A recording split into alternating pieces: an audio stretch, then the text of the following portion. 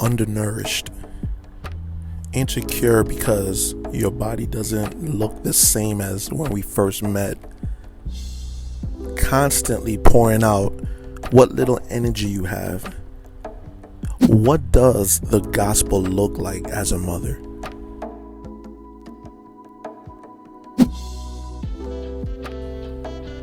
A mother gives of her time, emotions, money, and her space to her children every day, no matter what age they are or stage she is in. Some days are easier than others, but you know just how hard this motherhood job is. You may even find yourself getting philosophical with God, asking him, God, why is this so hard? Why do I so often battle these feelings of overwhelm? Why do other more spiritually mature mothers seem to have their act together? You know, motherhood is the forced death to one of two things. It's either death to your hope or death to your selfishness.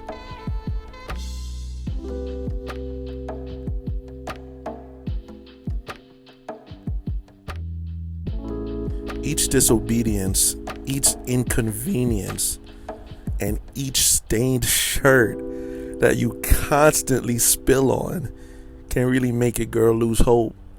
1 or 2 struggles a day, maybe 5, I think can handle it. But it isn't easy. During the really trying times, these stresses happen several times an hour, thousands of times a day. The enemy will try to whisper in your ear, it's always gonna be like this. Your kids are broken and you're the reason why. And you might just believe him, but you shouldn't.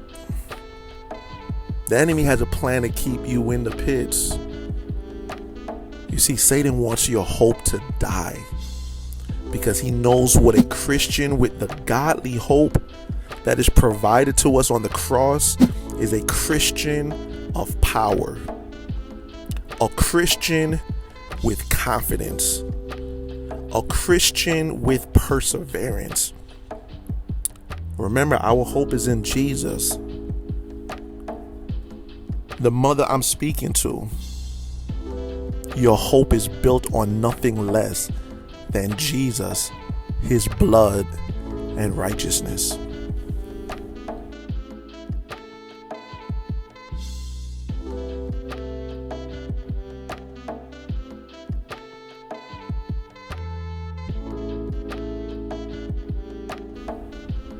Dying to your selfishness is a one-time event in salvation. If you admit to God what you already know, that you are sinful and unable to get to heaven or live a holy life, you see, that's the first step. Then sanctification.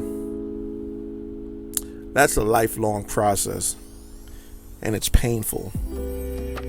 Just as Jesus called his disciples to carry their cross, so he calls mothers to carry theirs. And when you allow the hard times of motherhood to grow your faith, you pass that resilience onto your children. Through God's grace, they might have open ears to the gospel and walk alongside you in the kingdom of heaven. Just like every other lesson and law in the Bible, the command to carry your cross is for your own good.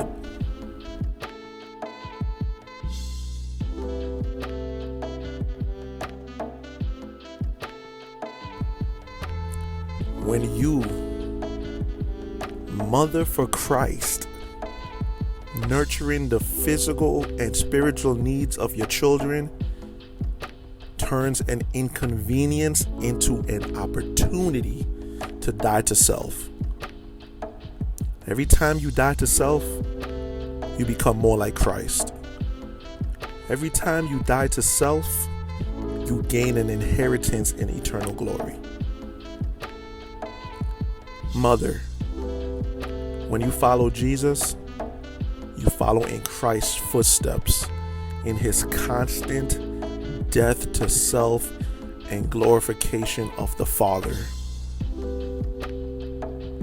This mother is what the gospel looks like in motherhood.